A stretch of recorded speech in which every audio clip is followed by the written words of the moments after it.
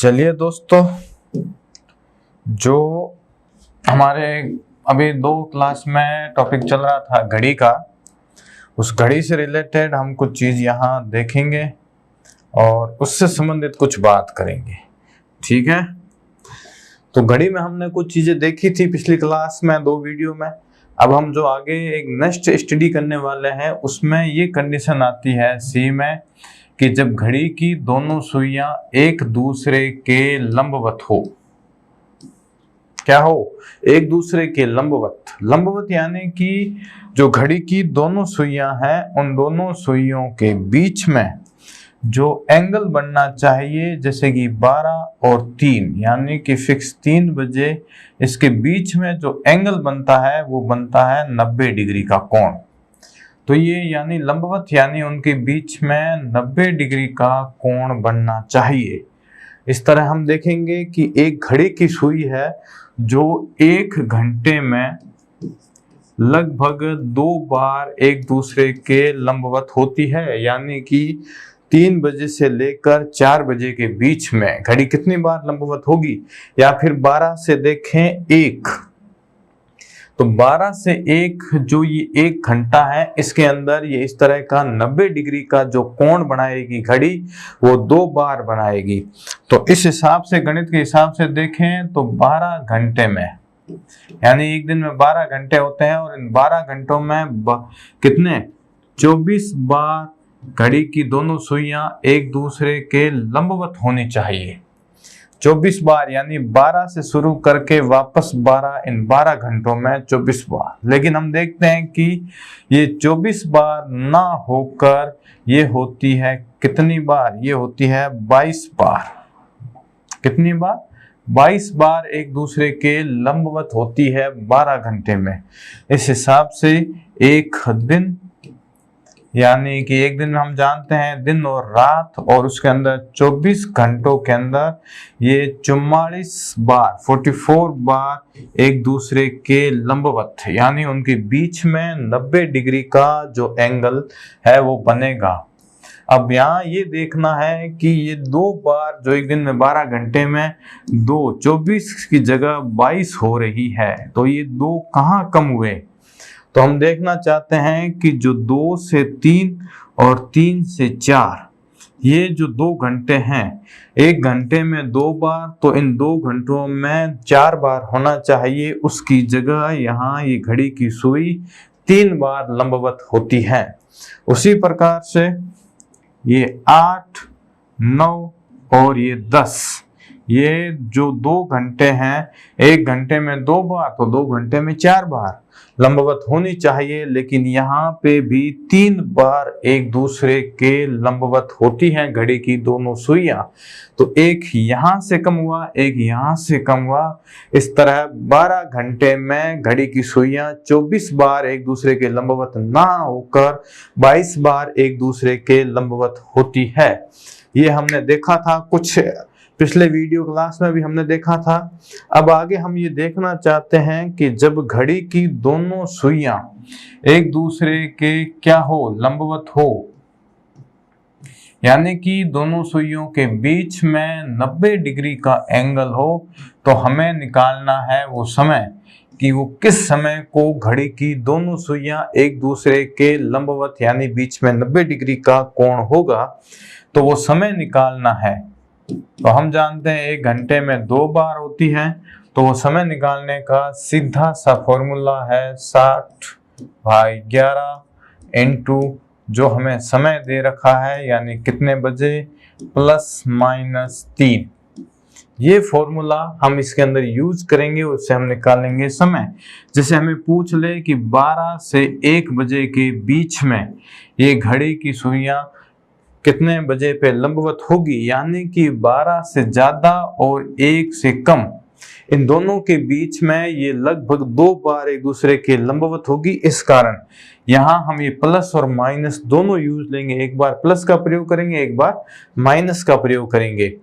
अब अगर यहाँ देखें तो सबसे पहले 12 से ये समय है, जो यहाँ जो पहले वाला जहाँ से समय शुरू हो रहा है वो प्रयोग करेंगे, क्योंकि 1 करेंगे तो 1 दो के बीच की लंबवत निकलेगी, ना कि 12 से 1 के बीच ही निकलेगी। ठीक है, तो हमें जो फॉर्मूला प्रयोग करना है वो ये है 60/11 समय प्लस माइनस 3। तो इस हिसाब से अगर मैं देखूं तो हम इसके कुछ एग्जाम्पल देखेंगे जो इस बेस पे आधारित हो। तो ये देखिए, अगर मैं इसकी बात करता हूं, जैसे कि हमें इक्वेशन दे रखा है नॉर्मली सिंपल सी भाषा में कि 7 से 8 बजे के बीच की बात हो रही है, यानी कि एक घड़ी है ये, और अगर मैं इस घड़ी की बात करूं तो यहाँ 12 बजते हैं, ये 3 और ये 6 और ये 9। अब इन घड़ियों में ये पूछ रहा है कि भाई 7 से 8 इसके बीच में, यानी कि ये जो 1 घंटा है, इस 1 घंटे के बीच में घड़ी की सुइयां कितने बजकर कितने मिनट पे एक दूसरे के लंबवत, यानी बीच में क्या होगा 90 डिग्री का एंगल होगा, यानी 90 डिग्री का एंगल कौन कितने बजकर कितने मिनट पे बताएगी। तो ये शुरुआत दे रखा है, यानी 7 से 8 यानी 7 बजकर कुछ मिनट होगी। यदि मैं देखूं तो ये घंटे वाली सुई और ये है मिनट वाली सुई, ये 7 बज गए, ये धीरे धीरे मिनट वाली सुई घूमते घूमते 8 बजे के बीच में निकालना है। तो यानी कि हम यहाँ देखना चाहते हैं कि 7 बजकर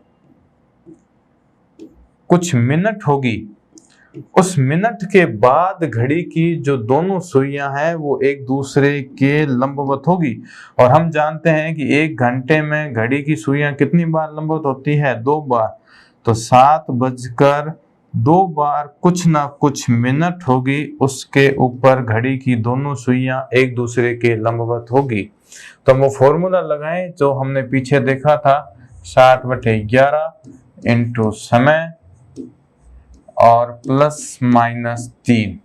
ये देखिए ये फॉर्मूला है। अगर यहाँ मैं बात करूं सबसे पहले प्लस लेकर 60/11, ये समय क्या है 7 और प्लस 3 क्या हुआ, ये हो गया 60/11 इंटू 10, यानी 600 में भाग देना है किसका 11। 600 कैसा आया, ये इनको जोड़ने पे, और 10 कैसे आया 7 और 3 को जोड़ने पर। एक चिन्ह यूज किया है प्लस का, माइनस हम यहाँ यूज नहीं करेंगे। और अगर आगे मैं बात करूं भाग देते हैं तो 55 कितनी बार गया 5 बार, उसके बाद 50 44, ये 6 से 11, यानी कि पहली बार जब 7 से 8 के बीच में घड़ी की दोनों सुइयां एक दूसरे के लंबवत होगी, वो होगी 7 बजकर 54 सही 6/11 मिनट पे एक दूसरे के लंबवत होगी। अगर मैं बात करूं माइनस की, माइनस लेकर, तो 60/11, ये 7, ये माइनस चिन्ह लेंगे तो -3, तो ये हो जाएगा 60/11 इंटू 4, इन दोनों का आपस में गुणा करेंगे 240/11। अब 240 में 11 का भाग देंगे 22, 2 बार 20, 1 बार 9/11, ये यानी 7 बजकर ये हो जाएगा 21 सही 9/11 मिनट पे। यानी कि हम देखना चाहते हैं कि घड़ी की जो सुई है वो 1 मिनट में 1 घंटे में 2 बार एक दूसरे के लंबवत होती है। तो पहली बार जो घड़ी की सुई लंबवत होगी वो 7 बजकर 21 मिनट और पीछे कुछ सेकेंड, यानी अगर पूरा देखें तो 21 सही 9/11 मिनट पे वो एक दूसरे के लंबवत होगी। और अगर दूसरी बार जब ये लंबवत होगी तो वो होगी 7 बजकर 54 सही 6/11। अगर पहले ऑप्शन की बात करूं, ये जब पहली बार घड़ी लंबवत होगी तो वो ये रहा। दूसरे ऑप्शन की बात करता हूं जो यहाँ नहीं है और आपका एक ही ऑप्शन पूछा है चारों में से, तो ये एक सही होगा, यानी कि ये आपका इस तरह आंसर होगा। आंसर ये भी सही है लेकिन ये आपके ऑप्शन में नहीं है। अगर ये ऑप्शन में होता आपके तो ये सही होता, ऑप्शन में आपके ये दे रखा है इस कारण ये सही होगा। और अगर आगे बात करूं, कभी कभार ए में ये दे दे, बी में ये दे दे और सी में दे दे, ए और बी दोनों, और डी में दे दे कोई नहीं, तो इसमें ये आपका जो सी आंसर होगा वो सही होगा। तो इस तरह आपको देखना है कि आंसर दोनों में से ऑप्शन में अगर दोनों है और सी ऑप्शन है कि दोनों सही है तो वो दोनों सही होंगे। इस तरह ये आपका एक क्वेश्चन हुआ। अगर मैं आगे बात करूं, कुछ ये था लंबवत की, अगर मैं आगे आपको बताऊं जो नेक्स्ट टाइप के आपकी घड़ी से संबंधित प्रश्न पूछे जाते हैं वो पूछे जाते हैं, एक पूछता है आपके दर्पण प्रतिबिंब के बारे में।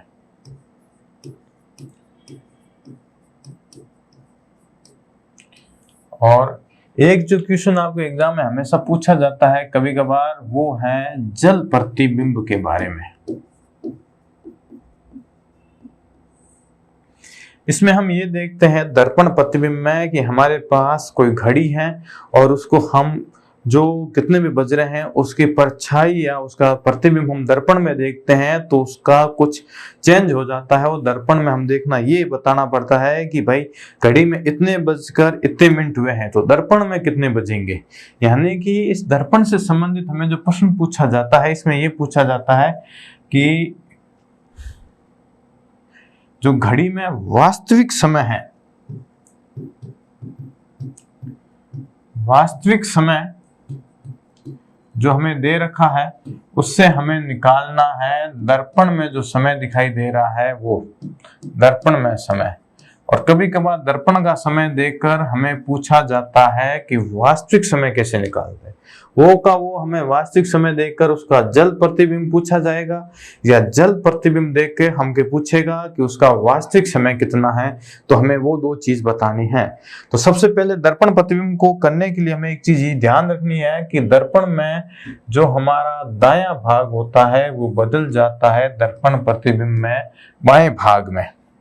किसमें बदलेगा? दायां बदल जाता है बायां में, और जो हमारा बायां हिस्सा है या बायां भाग है वो बदल जाता है दर्पण प्रतिबिंब में दायां। कैसे? जैसे कि मैं बताऊं, जैसे कि मैं यूं दर्पण के सामने जैसे कि ये खड़ा हूं तो ये मेरा बायां भाग है और ये मेरा दायां भाग है।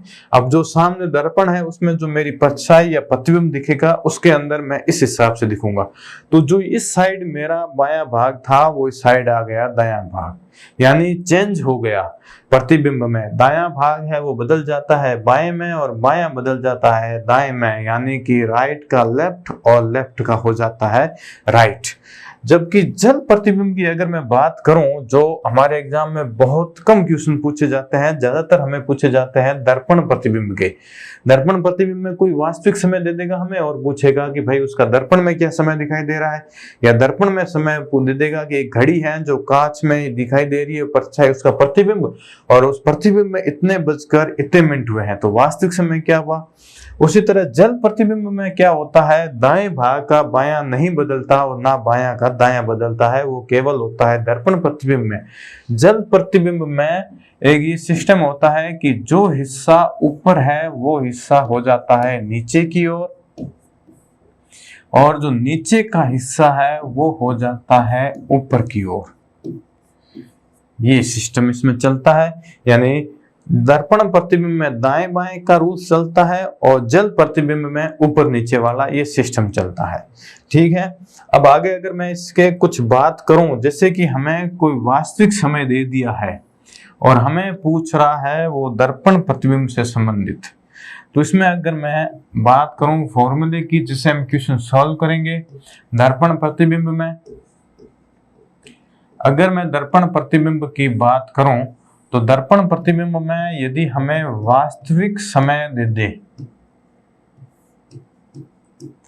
और हमसे पूछे उसका दर्पण प्रतिबिंब में कितना समय है, दर्पण में समय क्या दिखाई दे रहा है, या हमें दर्पण में समय दे दे और पूछे वास्तविक समय कितना दिखाई दे रहा है, तो इस तरह के सिस्टम में हमें ये करना है कि जैसे कि घड़ी है ये 12, 1, 2, 3, 4, 5 और 6, 7, 8, 9, 10। जब हमें समय 1 बजे से लेकर कितने बजे तक 11 बजे के बीच का दे दे, यानी कोई समय दो, 1:10 दे दे, या 2:20 दे दे, 3:15 दे दे, 6:40 दे दे, 7:55 दे दे, या चाहे 10 कुछ भी दे दे, वो समय किसके बीच, 1 से लेकर 11 के बीच का होना चाहिए। तो उसको हम क्या करेंगे, 11:60 में से जो भी समय हमें दे रखा है उसको माइनस कर देंगे, घंटे में से घंटे वाले समय को और मिनट में से मिनट को माइनस करेंगे, घटाएंगे।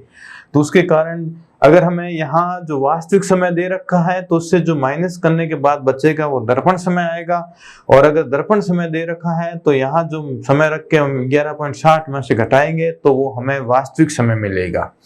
अब बात आती है कि जब हमें समय दे दे 11 से 12 के बीच का, किसके बीच का, 11 से 1, यानी 11:01 से लेकर 12:59 तक दे दे, तो उसको सॉल्व करने के लिए हम घटाएंगे 23:60 में से जो हमें समय दे रखा है उस समय को हम यहाँ माइनस करेंगे। ये दो चीज हमें ध्यान रखनी है अगर दर्पण प्रतिबिंब से हमें वास्तविक समय निकालना है या वास्तविक समय से हमें दर्पण समय निकालना है।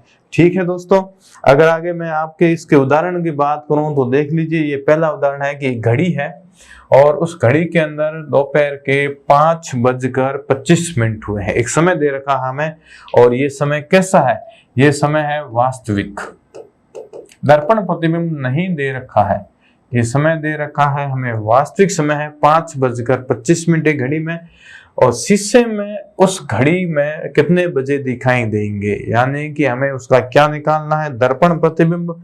तो हमने यहाँ देखा था जब समय हमें किसके बीच का दे रखा हो, 1 से लेके 11 के बीच में, और हमें इस क्वेश्चन में कितना दे रखा है 5:25, और हमने ये देखा था कि यदि वास्तविक समय से दर्पण निकालना हो, दर्पण का समय या दर्पण से वास्तविक, उसको इसमें से घटाना है 11:60 में से। तो देखिए फॉर्मूला वही, 11:60 माइनस करने हैं 5:25, तो ये 10 में से 5, वो 5 में से 3, और ये बचा 11, 11 में से 5 गया, ये रहा कितने 6:35, यानी कि वास्तविक समय है 5:25। जब उसका हम दर्पण प्रतिबिंब देखेंगे तो हमें वो दिखाई देगा कितना 6:35, यानी कि ऑप्शन बी आपका इसमें राइट होगा। अगर नेक्स्ट तरह की मैं बात करूं क्वेश्चन की, तो इसमें ये दे रखा है कि एक घड़ी है और उस घड़ी के अंदर समय को दर्पण में देखने पर, यानी कि वास्तविक समय ना देखकर घड़ी को हम दर्पण में देखते हैं तो 11:50 है, यानी कि जो ये समय दे रखा है 11:50, ये समय कौन सा है, ये समय वो है जो दर्पण प्रतिबिंब में दिखाई दे रहा है। किस में दिखाई दे रहा है, दर्पण प्रतिबिंब में दिखाई देता है। तो हमें क्या निकालना है, वास्तविक समय प्राप्त करना है। पिछले वाले क्वेश्चन में क्या था, वास्तविक समय देख के हमसे क्या पूछा, वो दर्पण प्रतिबिंब में जो समय दिखाई दे रहा है उसके बारे में पूछा। इसमें दर्पण प्रतिबिंब में जो समय है वो दिखाई दे रहा है, तो हमें पूछ रहा है वास्तविक समय का, और टाइम दे रखा है कितना, सबसे इंपॉर्टेंट है ये। अब जो हमने पीछे देखा था कि अगर टाइम 1 बजे से लेकर 11 के बीच का हो तो हम 11:60 में से घटाएंगे, जबकि टाइम 11 से 1 का बीच का हो तो 23:60 में से माइनस करेंगे। और इस क्वेश्चन में अगर मैं देखूं तो 11:50 है, 11:50 जो 11 और 1 के बीच का है, तो हम इसको किस में से घटाएंगे, इसको घटाएंगे 23 में से, यानी कि इसको 23:60, ये इसमें से घटाना है 11:50। मिनट को मिनट में से 0 और ये 1 और ये हो गया 2 और ये 1, यानी दर्पण प्रतिबिंब जो 11:50 दिखाई दे रहा है उसका वास्तविक समय होगा 12:10, यानी ऑप्शन सी जो इसमें आपका एकदम सही आंसर होगा। ये था। अगर दूसरी मैं बात करूं जो हमने पीछे देखा था जल प्रतिबिंब की, अगर जल प्रतिबिंब की मैं बात करता हूं तो जल प्रतिबिंब में एक नया सिस्टम ये बनता है कि इसमें दायां और बायां भाग चेंज नहीं होता, लेकिन इसमें अगर कुछ चेंज होता है तो वो चेंज होता है ऊपर और नीचे का हिस्सा। इसमें हमें वही कोई वास्तविक समय दे दे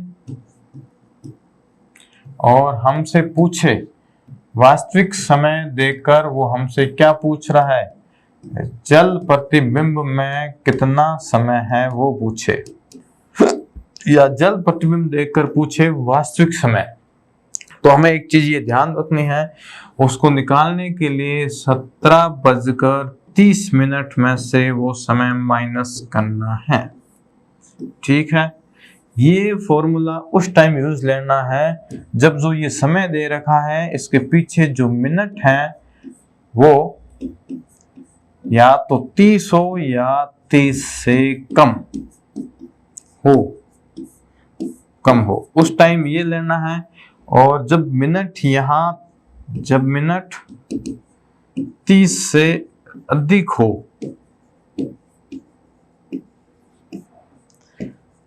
हो उस टाइम हमें कौन सा फॉर्मूला काम में लेना है, उस टाइम यहाँ 17:90 में से वो समय हमें माइनस करना है, जो हमें या तो वास्तविक समय देखकर जल प्रतिबिंब पूछा हो या जल प्रतिबिंब देखकर हमसे क्या पूछ ले, वास्तविक समय पूछ ले। अब अगर मैं एक एग्जांपल की बात करता हूं तो उसमें यह है कि कोई घड़ी है जिसके अंदर 7:15 है। क्या है, एक घड़ी है जिसके अंदर 7:15 हुए हैं, ये वास्तविक समय है। और हमसे पूछा है कि जब इस घड़ी को हम जल में देखेंगे तो जल में जो इसका प्रतिबिंब बनेगा उस प्रतिबिंब में कितने दिखाई देंगे। तो हम ये देखना चाहते हैं कि ये जो जल प्रतिबिंब निकालना है तो ये दोनों में से एक फॉर्मूला काम में लेंगे, उसके बाद मिनट देखेंगे जो 30 या 30 से कम है तो ये काम में लेंगे। तो ये हो जाएगा 17:30 और ये हो गया 7:15। तो ये 15 और ये 10, यानी कि जल प्रतिबिंब में कितने दिखाई देगा, 10:15 आपके दिखाई देगा। अगर मैं इस फॉर्मूले की बात करूं, कोई घड़ी है जिसके अंदर 10:40 हो रखे हैं और हमसे ये पूछा कि इस घड़ी को जिसके अंदर 10:40 में है, इसका जल प्रतिबिंब में जब हम समय देखेंगे तो समय कितना दिखाई देगा। पानी में हम जब घड़ी यूं देखेंगे तो इसका कुछ समय जो जल में प्रतिबिंब बनेगा उसके अंदर दूसरा दिखाई देगा, तो वो कितना है। यहाँ सबसे पहले मिनट देखते हैं, जो 30 या 30 से ज्यादा है तो उसमें ये फॉर्मूला लेंगे प्रयोग में, कौन सा, 17:90 में से घटाएंगे 10:40, तो ये हो गई 50 मिनट और ये हो गई 7:50, ये दिखाई देगा जल प्रतिबिंब का। ठीक है, अब अगर मैं बात करूं आपके जो हमने अभी जो देखा घड़ी से संबंधित जो क्वेश्चन पढ़े हैं उनके बारे में शुरुआत से हमने देखा था कि रिवीजन करें तो एक घड़ी होती है और उस घड़ी के अंदर 3 तरह की सुइयां होती है। जो सबसे छोटी सुई है वो होती है किसकी, घंटे की, बीच वाली सुई होती है सेकंड की और सबसे बड़ी सुई होती है मिनट की। और जो घड़ी के सेंटर पॉइंट होता है वहां कोण बनता है 360 डिग्री का। उसके बाद हमने देखा था कि घड़ी की 2 सुइयों के बीच में जो ये कोण बन रहा है वो कोण कितना बनेगा। अगर हमें 2 सुइयों के बीच का निकालना है कोण तो वो ये निकालना होता है। और हमें पूछे जैसे कि घंटे वाली सुई है और ये मिनट वाली सुई है, हमसे पूछे कि घंटे और मिनट की सुई के बीच का कितना कोण है तो ये निकालना है। और अगर हमें क्वेश्चन की लैंग्वेज में दे दे कि मिनट और घंटे की सुई के बीच का निकालना, तो मिनट यूं है और तो मिनट से शुरू करेंगे क्लॉकवाइज चलते हुए, तो हमें ये कोण निकालना है बड़े वाला। तो ये कैसे निकालेंगे, तो सबसे पहले छोटा वाला निकालेंगे क्योंकि हम जानते हैं कि ये पूरा कोण होता है 360 का। तो ये निकालेंगे, उसको 360 में से इस कोण A को घटा देंगे, माना कि ये कोण A है, तो ये जो पीछे बचेगा वो कोण रहेगा शेषफल। ठीक है, उसके बाद हमने एक फॉर्मूला देखा था कोण निकालने का, अगर मैं बात करूं कोण निकालने की फॉर्मूले की, तो वो फॉर्मूला देखा था हमने 11 इंटू मिनट माइनस 60 इंटू बजे बट्टा 100। तो ये कोण निकलेगा इससे। उसके बाद हमने देखा घड़ी की दो कंडीशन, तीन कंडीशन होती है। तीन कंडीशन कौन कौन सी? एक हमने देखा था अतिव्यापन की, ओवरलैप की, ठीक है। और इस ओवरलैप की अगर मैं बात करूं तो इसमें 360 डिग्री या 0 डिग्री का एंगल बनता है दोनों सुइयों के बीच में। उसके बाद हमने देखी थी दूसरी कंडीशन विपरीत की, जब घड़ी की दोनों सुइयां एक दूसरे के विपरीत हो, यानी उनके बीच में 180 डिग्री का कोण हो। तीसरी कंडीशन हमने देखी थी इसमें जो ये थी लंबवत की, और इस लंबवत कंडीशन में उनके बीच में कोण बनेगा 90 डिग्री की।